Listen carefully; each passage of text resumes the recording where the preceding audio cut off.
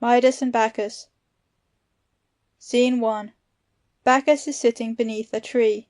Midas appears, leading Silenus, tutor and friend of Bacchus. Here, by what thou saidst, we should find thy friends. They cannot be far away. 'Twere best to call. Ho, Bacchus! 'Tis Silenus returned. Bacchus enters. Silenus hastens to him. They embrace. All thanks be his who brought thee hither, Silenus. Too long hast thou strayed. I have feared lest evil chance had led thee into danger. 'Tis my most kind host who showed me the homeward path.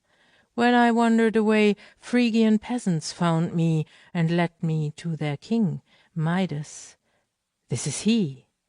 10 days I feasted and made merry with him. Then he brought me safely here. King Midas, name thy wish, and see how Bacchus rewards those who serve his friends. Dear is this old man to me, and but for thy watchful care, grievous harm might have befallen him. Truly he was a brave host, and cared for me royally. Ask, Midas, what thou wilt, and Bacchus shall give it thee. If for Bacchus to grant be as easy as for me to ask, then will I boldly speak my dearest wish. I would have gold, and always more gold. Can a king have enough treasure? Grant that all I touch may turn to gold beneath my fingers. Bacchus, hesitating, with downcast eyes. Think again. Hast thou no better boon to ask? What better boon could be asked or granted? With gold all men's wants are satisfied. When yellow gold comes at my touch, I can have no other wish. Have thy wish, yet it shall bring thee no joy. All joys are mine, kind Bacchus. How can I thank thee? Midas hastens out. Now shall Midas know misery indeed.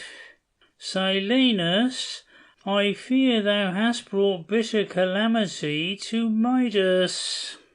If the fool asked amiss, am I to blame? Give him his fill of his darling gold. Perchance he will grow wiser by the lesson. Silenus throws his arm over the shoulder of Bacchus, and they go out together. Scene 2. Midas stands before his house. Now, to see whether Bacchus is all-powerful, I asked that whatever I touch should turn to gold. Can such a boon be granted? He touches a twig and looks at it, then smiles with delight. He takes up a stone and looks at it, turning it over. He touches the ground and looks at it with rapture.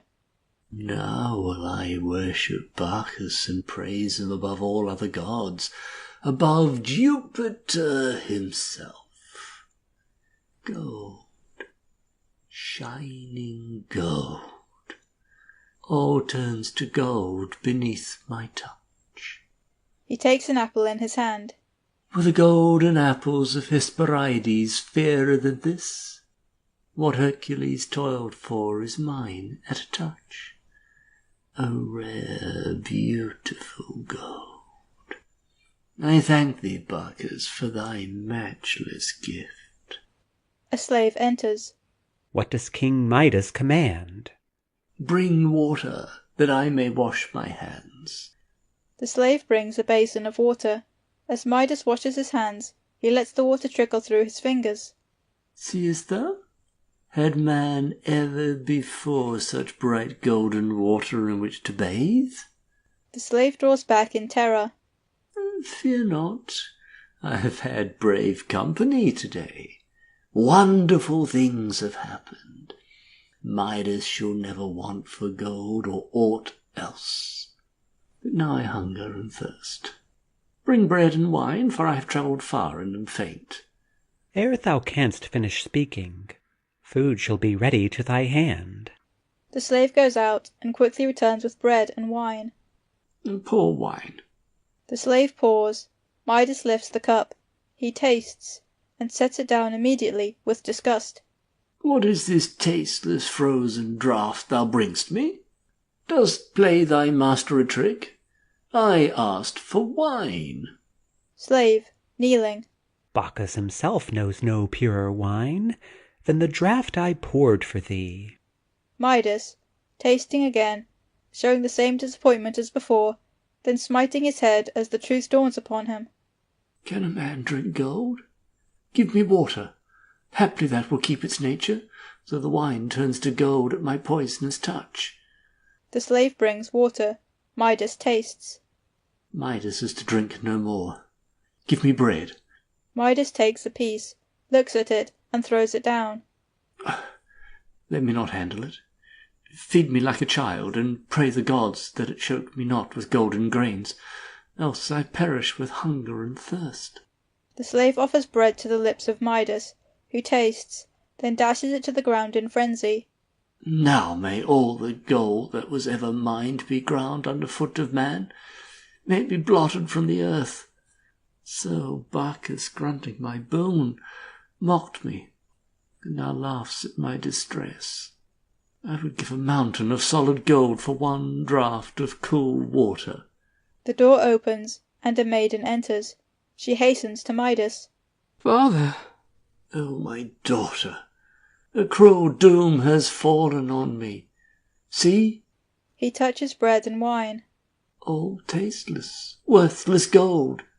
I asked Bacchus that whatever I touched might turn to gold, and he gave it what had been kind to withhold.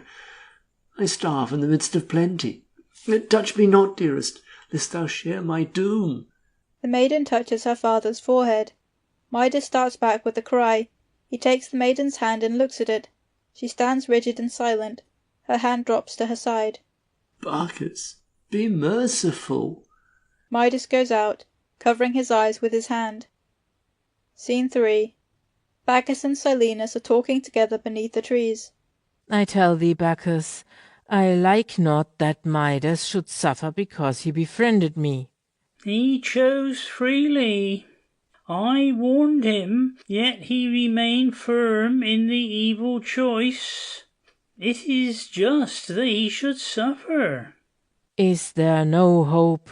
Must he starve in the midst of his gold? Who shall say that aught is impossible?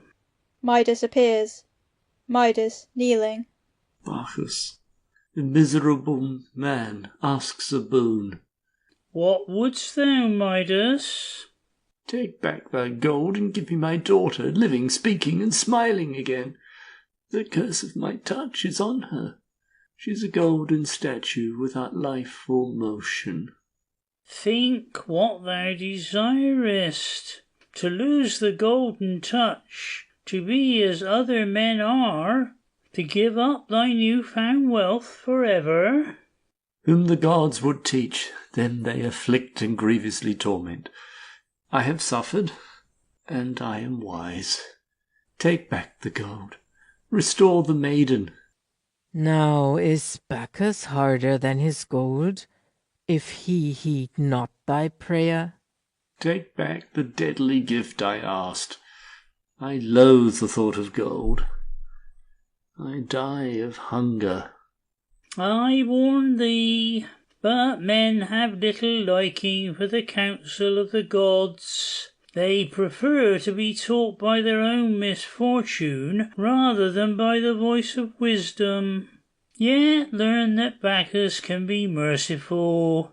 Go to the city of Sardis, where flows the river Pactolus. Follow its waters to the source of the stream. There plunge thy head beneath the bubbling spring, and thy soul shall be purged of its crime, and thy hands shall be clean.